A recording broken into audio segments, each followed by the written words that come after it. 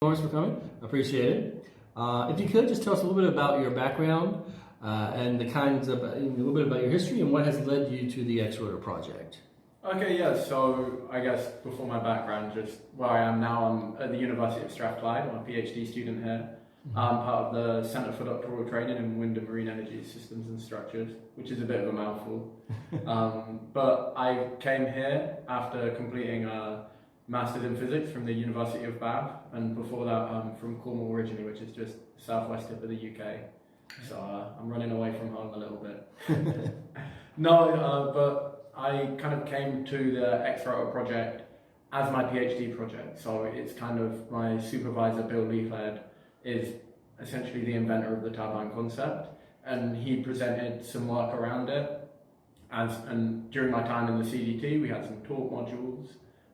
So we were having a lot of interaction with these professors, and the more I learned about the turbine, kind of the more excited I got about it, and I just thought, oh, there's these opportunities for kind of innovation and quite radically different concepts, and it just seemed like a really fun thing to spend some years of my life developing. So that's how I got on board. Okay, and so where are you at right now in the X-ROTOR project? What's your specific role in that, and where's the team at? So I work within Work Package 3, based here at the University of Strathclyde, and we work on the control of the X-ROTOR concept.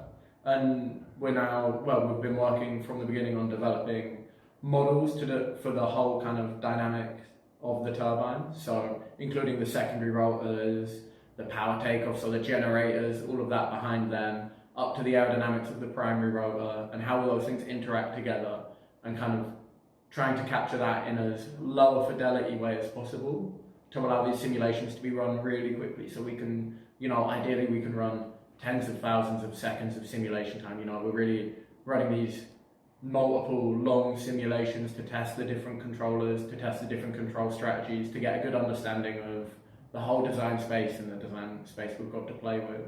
And I think another really interesting thing is just kind of the concept of controller co-design. So the fact that there's a lot of flexibility still within the design of the turbine. Things we can identify within the control strategy can help inform how the turbine's designed, and the turbine design can help inform the control strategy. So it's this kind of co-development of it. We're probably not at a stage where it's co-optimization, because it's like a very early technology readiness level. But yeah, this co-design problem, this is like what I find most exciting about my work in the PhD and where we're at right now. Okay. What would you say has been one of the most interesting things you've learned about the concept, the X-ROTOR?